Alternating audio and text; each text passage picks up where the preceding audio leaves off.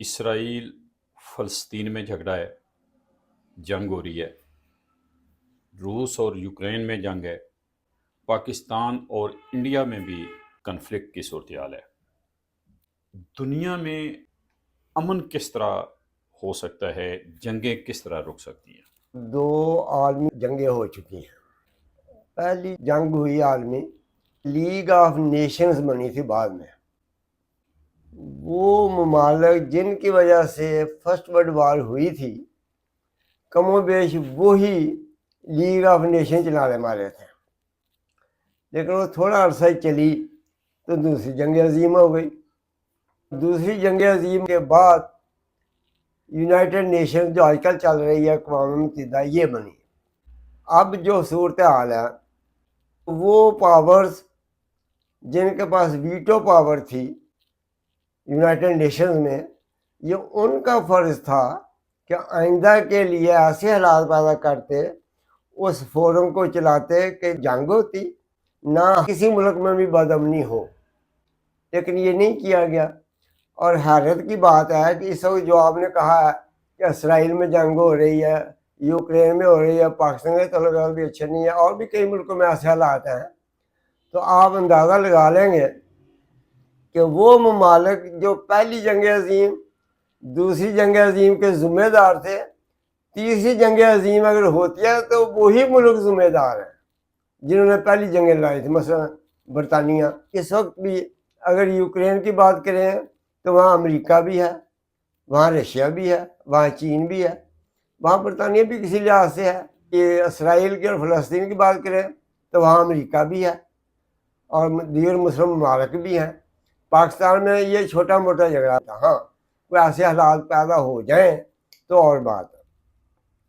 اب یہ دیکھیں کہ اقوام متحدہ ایک ایسا ادارہ تھا کہ جس نے پوری دنیا کو ایک ایسا گلوبل ولیج بنانا تھا جس کو اچھے طریقے سے چلایا جا سکے۔ کامرس کہا کرتے تھے کہ اسٹیٹ ول wither away، ایک وقت آئے گا کہ ریاست ختم ہو جائے گی۔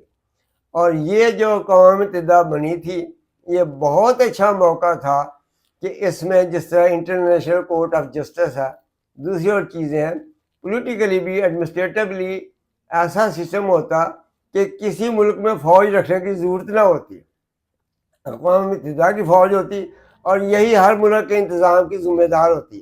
ایسے ملک بھی ہیں جن میں فوج نہیں تھی، جبراً یا ان کی اپنی مرضی سے، وہاں بھی تو انتظام ہوا ہے نا۔ ان کا یہ تھا کہ نہ ہم کسی ملک کو چھیڑتے ہیں، نہ کوئی ہمیں ملک چھیڑے۔ بہرحال یہ تو الگ سے قومی سطح پہ، بین الاقوامی سطح پہ انتظام نہیں ہوا، اس کی ذمہ داری انہی لوگوں پہ ہے جو منتظم تھے، جن کے پاس ویٹو پاور تھی۔ انہوں نے انتظام نہیں کیا، یا ان کی نیت نہیں تھی یا ان کے عزائم کچھ اور تھے۔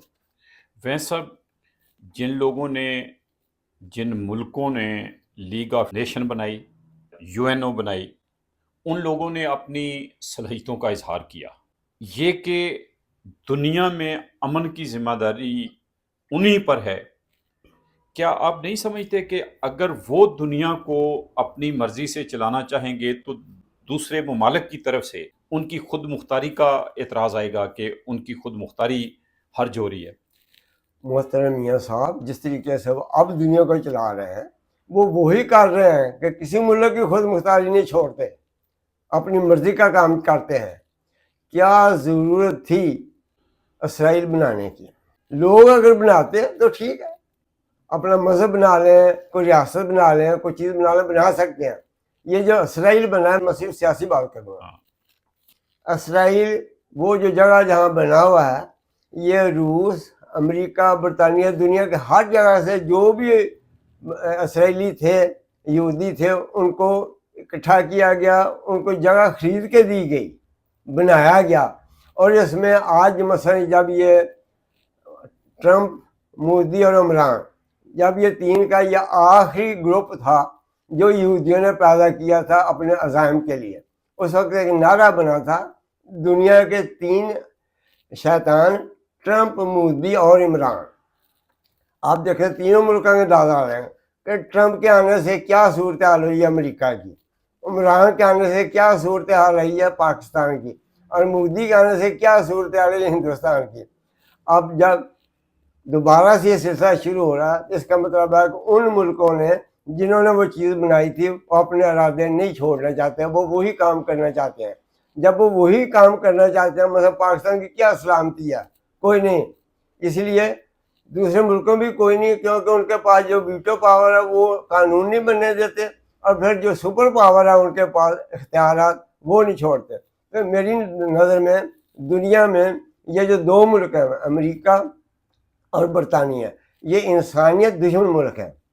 اسی لیے یہ قبضے کرتے ہیں، وہاں تقسیم پیدا کر کے اپنی دنیا اپنا کنٹرول کرتے ہیں. یہ دنیا کو نہیں چلنے دیتے، ملکوں کو نہیں چلنے دیتے. اب جب کہتے ہیں کہ کوئی ملک امریکہ کی مرضی کے خلاف، مثلا ایران ہے، ایران کے اوپر کوئی پابندی لگانا یا کسی ملک کو کہنا کہ آپ اس پابندی کا عمل کرو، نہیں تو ہم تمہارے اوپر بھی پابندی لگا دیں گے، یہ کسی ملک کا کوئی حق نہیں دوسرے کے اوپر پابندی لگائے، لیکن وہ لگاتے ہیں. اور انہوں نے پھر کنٹرول کرنے کے لیے IMF بنایا ہوا ہے، وہ بھی ایک بہت بڑا ہتھیار ہے. تو وہی ملکوں کو چلنے نہیں دیتے، ان کو آزاد نہیں ہونے دیتے، ان کا اپنا نظام نہیں ہونے دیتے. اب امریکہ کسی ملک میں عوام سے کوئی تعلق نہیں رکھتا، وہ وہاں کی عسکری قوت یا اسٹیبلشمنٹ سے تعلق رکھتا ہے. تو ان سے تعلق رکھنے کا مطلب یہی ہے کہ اپنا قبضہ یا اپنے مقاصد ان سے پورے کروانا چاہتا ہے. تو کیسے امن ہوگا؟ اچھا ویسے صاحب، امریکہ سے پہلے رشیا ایک بہت بڑی طاقت تھی. رشیا نے بھی دوسرے ملکوں کے اوپر قبضہ کیا. اسی طریقے سے تاریخ کا حصہ ہے کہ مسلمان ایک طاقت تھے تو مسلمانوں نے بھی دوسرے ملکوں کے اوپر قبضے کیے. انہوں نے قبضے کر کے وہاں پہ حکومتیں قائم کر لی. آج برِ صغیر میں ہم مسلمان کی حیثیت سے ہیں تو ہندو یہاں سے عرب میں نہیں گئے کہ ہم آؤ ہم پہ حکمرانی کرو یا ہمیں مسلمان بناؤ، تو انہوں نے بھی فتوحات کی. اب اس وقت کی دنیا ایسی ہے کہ UNO کے تحت امریکہ نے ایک ایسا سسٹم دیا ہے دنیا کو جو پہلے سے بہت بہتر اس لحاظ سے کہا جا سکتا ہے کہ کوئی ملک دوسرے ملک کے اوپر جا کے قبضہ نہیں کر سکتا. ہاں کسی حد تک پالیسیوں پہ اثر انداز ہوتا ہے، لیکن وہاں کے لوگوں کو ساتھ لے کے، جبرن نہیں. پاکستان کی پالیسیز پہ اگر ہم دیکھتے ہیں کہ امریکہ کا انفلوئنس ہے تو یہاں کی اسٹیبلشمنٹ امریکہ کو فالو کرتی ہے، اس کو قبول کرتی ہے. امریکہ کا اگر انفلوئنس ہے IMF کے اندر یا برطانیہ کا ہے تو IMF کسی ملک کو، کسی کمیونٹی کو مجبور نہیں کرتا کہ آؤ ہم سے قرضہ لو. وہ خود جاتے ہیں قرضہ لیتے ہیں، اور جب وہ قرضہ دیتے ہیں تو ظاہر ہے ان کا کوئی انٹرسٹ بھی ہو سکتا ہے. اب سوال یہ ہے کہ اس وقت کی صورتحال میں حل کیا ہے؟ میاں صاحب ابن خلدون نے مقدمہ لکھا ہوا ہے تاریخ کے اوپر، اس میں انہوں نے ذکر کیا ہوا ہے کہ قوموں کی، ثقافتوں کی اور انسانوں کی عمر ہوتی ہے. وہ جو عمر کا حصہ ہوتا ہے نا، اس کی وجہ سے حالات بدلتے ہیں اس کے. اس کے علاوہ کمیونسٹوں نے ایک بات کی تھی، مثلا ان کا یہ خیال تھا کہ برطانیہ میں انقلاب پہلے آئے گا، لیکن وہاں آج تک نہیں آیا. لیکن اس وقت جو ان کا انقلاب 1917 میں آیا وہ ایک سیاسی چال تھی کہ جو ملک میں اوپر قابض تھے ان کی اپوزیشن یا انتظامیہ تھی، انہوں نے ان کا ساتھ نہیں دیا، شکست ہوئی. تو وہ اس وقت جب یہ سلسلہ ہوا، ضرور ٹھیک ہے بات آپ کی کہ انہوں نے روس والوں نے بھی بڑے علاقوں کے اوپر قبضہ کیا اور اپنی ایک سلطنت بہت بڑی کر لی. لیکن اس وقت چائنا بھی تھا، چائنا اس پوزیشن میں نہیں تھا، لیکن چائنا نے روس کا ساتھ نہیں دیا. اور پاکستان نے، اس وقت بھٹو صاحب کی حکومت تھی، جب امریکہ چاہتا تھا تو بھٹو صاحب کی حکومت نے چائنا کے پاس جا کے ان کی امریکہ کے ساتھ صلح کرائی اور ایک تعلق بنایا، اور امریکہ نے چائنا کو روس کے خلاف استعمال کیا. اور دوسری جنگ عظیم میں تو روس بھی تو امریکہ کا ہی ساتھی تھا، لیکن جب فتح ہو گئی تو انہوں نے روس کو دھکا دے کے باہر نکالا، جس کی وجہ سے وہ جسے کولڈ وار کہتے ہیں وہ جنگ شروع ہو گئی. اور اس میں جب چائنا نے یہ دیکھا کہ مجھے استعمال کیا گیا اور امریکہ نے یہ کچھ کیا، تو پھر چائنا کی اور رشیا کی صلح ہو گئی. اب وہ ایک گروپ بن گیا. اب جب ایک گروپ بن گیا تو ایک بلاک بن گیا. اب جب بلاک بن گئے تو امریکہ اور سارا بلاک اپنے جس طرح کی غلط پالیسیوں کی وجہ سے اس قابل نہیں رہے کہ اپنی اس طاقت کو برقرار رکھ سکیں، یا ان کی وہ قوت کی عمر جو تھی وہ پوری ہو گئی، تو ایک نئی قوت آنے کے ساتھ بنے. تو یہ دنیا بدل رہی ہے. یہ جو دو چیزیں ہیں نا، اس میں جو کہتے ہیں ہر نظام کے اندر ہی کوئی خرابی ہوتی ہے جو اس نظام کو بدل دیتی ہے. اسی لیے وہ تھیسس، اینٹی تھیسس اور سنتھسس، اور ان چیزوں کو دیکھیں تو یہ قدرتی نظام ہے، یہ ریولیوشن نہیں ہوتا، یہ ایولیوشن ہوتی ہے. ایولیوشن میں اس طرح کے حالات پیدا ہوتے ہیں، تبدیلیاں ہوتی رہتی ہیں.